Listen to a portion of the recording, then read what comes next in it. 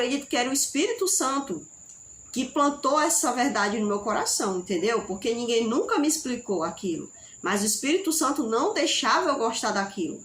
E às vezes eu dizia assim, será que eu sou verdadeira mesmo? Será que eu sou católica mesmo? Porque eu era só uma criança.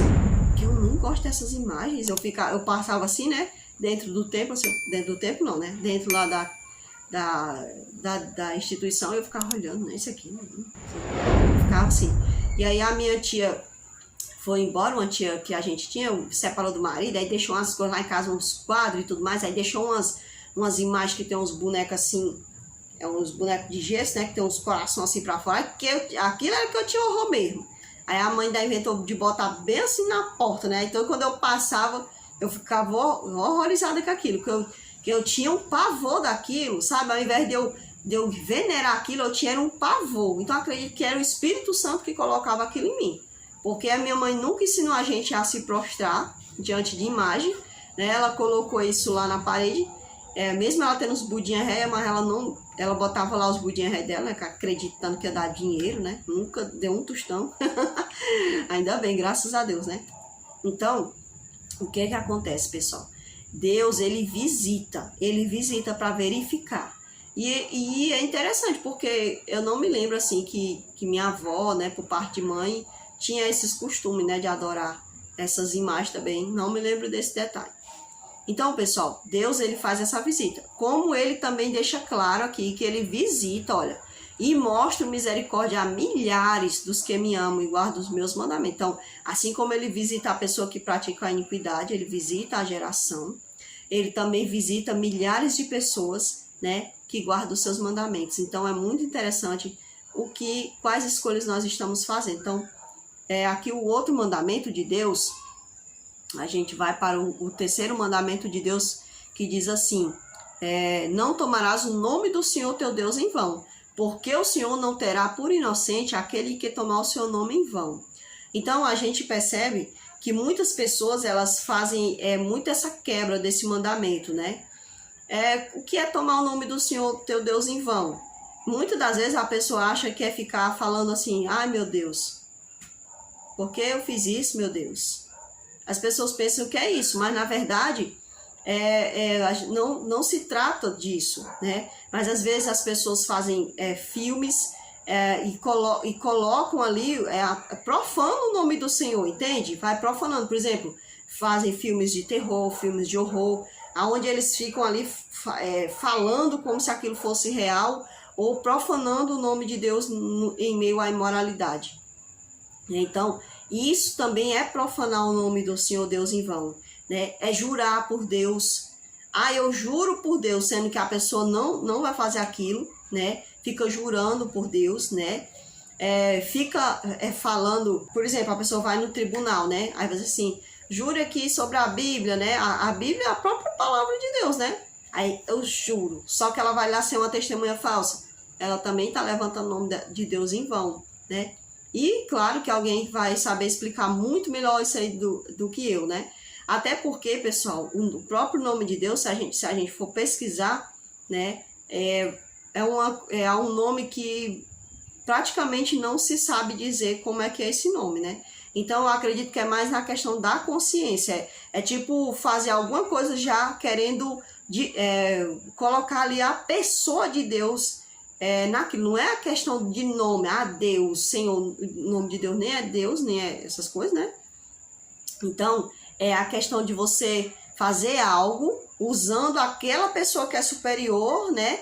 Para, tipo, se livrar, entendeu? Usar essa pessoa como se fosse um fiador seu, né? Sendo que você não vai ser verdadeiro nas suas palavras. Então, a gente tem que tomar bastante cuidado com isso, né? Então, esse é o terceiro mandamento de Deus. E aí nós vamos para o quarto mandamento de Deus, né?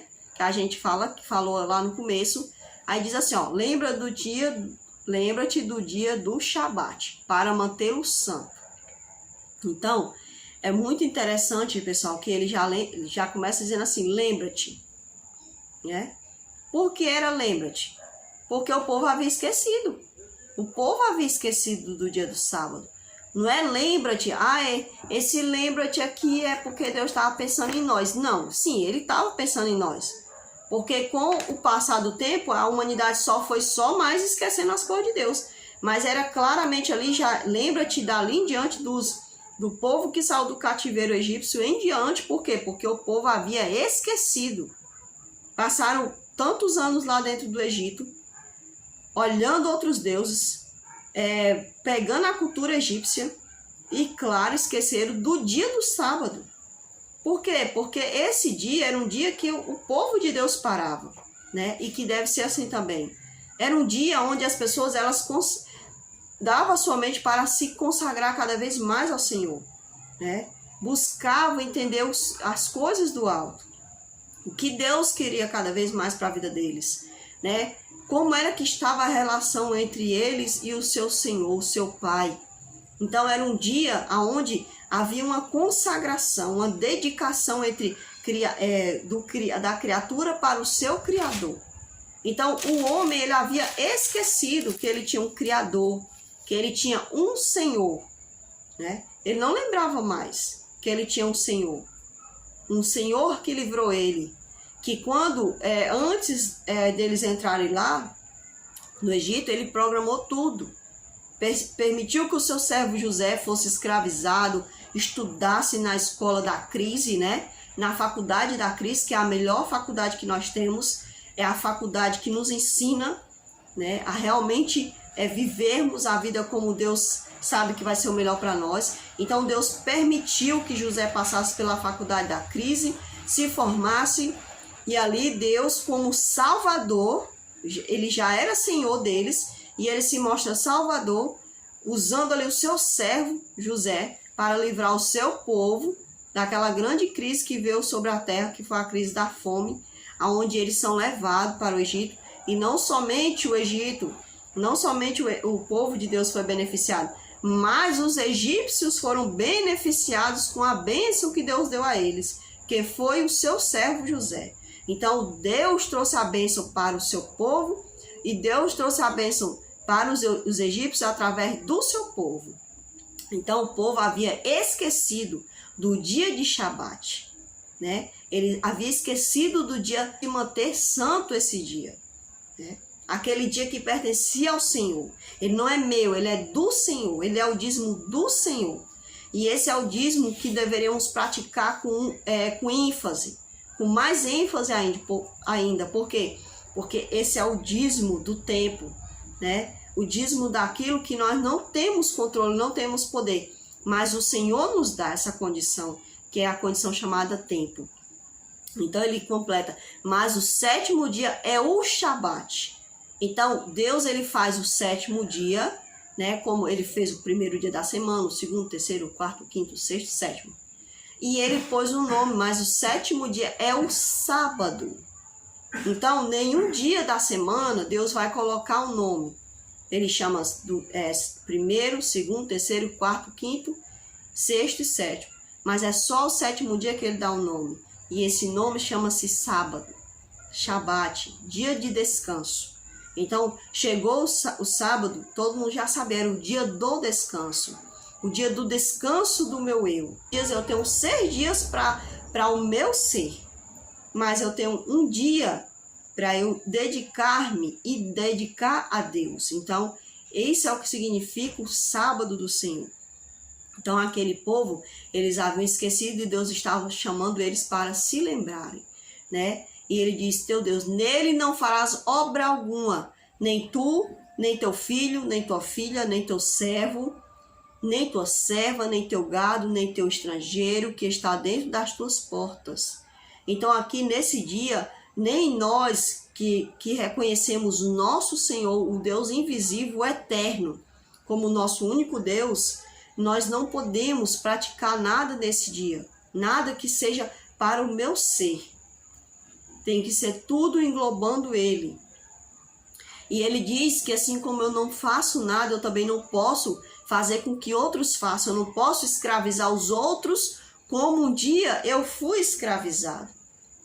Então o ponto que Deus quer trazer aqui para o povo, ele sempre está mostrando ao povo, olha, vocês se lembram, vocês eram escravos lá no Egito? Pois vocês sempre têm que lembrar que vocês não podem escravizar ninguém. Porque nem eu que sou Deus escravizo vocês. E vocês também não têm autoridade para escravizar ninguém. Então o Senhor ele está lhe dando dentro do sábado um resguardo, um livramento, uma bênção, né? Porque só em estar com Deus já é uma grande bênção, né? E poder participar das bênçãos dele não tem comparação. Então a terra hoje ela é uma terra estragada, né? Uma terra amaldiçoada pelos moradores. Por quê? Porque os moradores esqueceram de dedicar o seu tempo a quem é o dono do tempo, né? E transgridem esse mandamento aonde ele mostra claramente quem é o nosso Criador, o nosso Senhor. E é por isso que nós estamos nessa situação cada vez pior, né? Não somente por conta do sábado, porque o sábado o sábado em si, né? Ele foi nos dado como uma bênção, né? Nós sabemos que o problema da terra por completo, né? O problema principal chama-se a consequência do pecado que o inimigo trouxe a ela, né? Mas se nós guardássemos os mandamentos de Deus, nós viveríamos muito melhor, né? A gente viveria muito mais feliz. E aí ele diz assim, olha, que não há justificativo para a gente transgredir o dia dele, porque ele diz, pois em 6 dias o Senhor fez os céus e a terra, o mar e tudo que neles há. E a pessoa ainda tem gente que é tão assim, né, que diz assim, mas Deus é Deus, ele não precisa fazer esforço. Gente, ele está falando assim, olha, eu com as minhas coisas, com os meus serviços, eu fiz em 6 dias, e você também com o seu serviço, os seus serviços que são de acordo com a sua força, você também tem capacidade de fazer em 6 dias. Então, não existe desculpa para você vir transgredir o meu dia. Não vim falar comigo no meu dia, né? Não vim buscar de mim a sua bênção. Porque o sábado ele foi dado como um dia de busca de bênção de Deus para nós, para os seus filhos. Mas muitos rejeitam essa bênção que Deus dá, né? Muitos não estão dispostos a irem buscar a bênção do Senhor. Então ele fala assim, olha, e descansou no 7º dia, portanto o Senhor abençoou o dia de sábado e o santificou.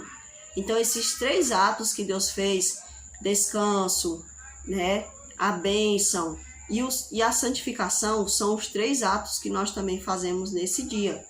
Todo seguidor de Deus, todo seguidor do Deus Altíssimo, do Deus Eterno, deveria praticar a guarda do sábado.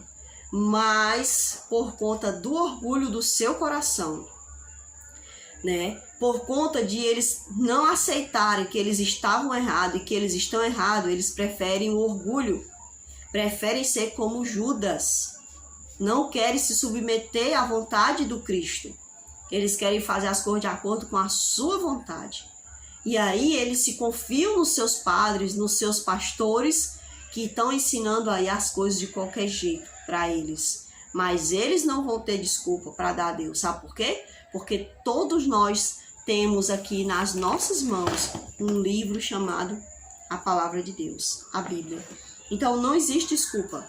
Não vai ter ninguém que vai dar desculpa a Deus naquele grandioso dia. E isso é o mais triste, né?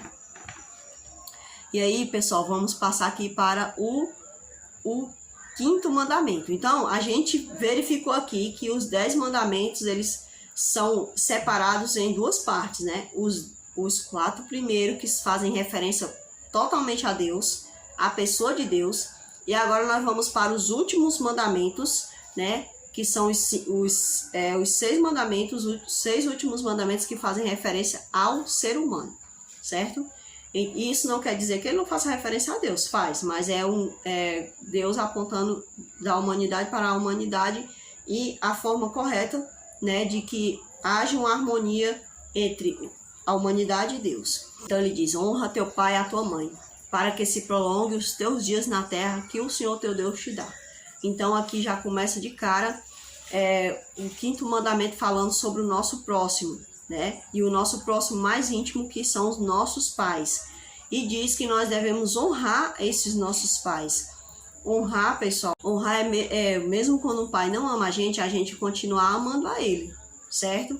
Não tem pais que espancam seus filhos, que menosprezam seus filhos. Não é isso que a Bíblia está falando, que eu devo me deixar ser um saco de pancada. Não, não é isso. Mas a Bíblia está falando que se alguém me despreza, se alguém não fez por mim aquilo que deveria como pai e como mãe, eu devo pedir a Deus por ele, entregar ele nas mãos de Deus, orar por ele. Não devo acolher ódio nem mágoa por essa pessoa no meu coração. Pelo contrário, eu devo amar a ele como o meu próximo, como filho de Deus, certo? Então, a gente já vê de cara que Deus dizendo que tem bênção para aqueles que honram seus pais, né? Então, a gente entende que tem pais que realmente acolhem a vontade de Deus e que cuidam dos seus filhos. E esses filhos que retribuem esse imenso amor, essa imensa dedicação que os seus pais tiveram, né, por eles, e mesmo aqueles filhos que os pais não fizeram isso, mas eles não acolheram ódio, não acolheram mágoa nos seus corações, mas perdoaram, né, e quiseram ali obedecer a Deus como pai, né, pai maior. Então essas pessoas, elas vão ser abençoadas na face da terra, e elas vão receber a maior de todas as bênçãos, que é ter a bênção de encontrar com o seu Pai Celestial. Então, pessoal, o 6º mandamento, o Senhor fala que não assassinarás, né? Nós não devemos praticar, né, esse ato, que é o ato do assassinato, né? E esse foi um dos atos que a gente vê lá em Gênesis, quando Caim mata o seu irmão Abel, né? Ou seja, ele assassina o seu irmão Abel. Mas esses atos de assassinato, muitas das vezes, eles não afloram de uma hora para outra, né? Eles afloram com perspectivas que as pessoas vão criando, né? Vão deixando a sua mente permear, deixando coisas permear a sua mente, né? A ponto de eles, muitas das vezes, serem levados a esse ato de assassinato, certo? Então, a gente tem, como Cristo falou, quando ele disse, eu vim ampliar a lei, né? Ele não veio abolir a lei, ele veio foi mostrar como é que era a lei mesmo que ele havia colocado para o seu povo, para que eles entendessem que era mais do que aquilo que eles pensavam, né? Então, muitas das vezes a pessoa achava que assassinato era só você chegar e praticar aquele ato. Não, mas muitas das vezes aquilo que já vai dentro da mente do ser humano, você já vai acolhendo o mal dentro da sua mente, né? O ato do assassinato, muitas das vezes. Por exemplo, o 7º mandamento, né? Eu sou ruim de memorizar, viu, pessoal? Então, o 7º mandamento, né? 5º, 6º, 7º. O 7º mandamento, ele fala, não cometerás adultério. Por quê? Porque muitas das vezes Jesus falou, aquele que ao menos olhar para uma mulher com intuitos errados, né? Já está cometendo adultério.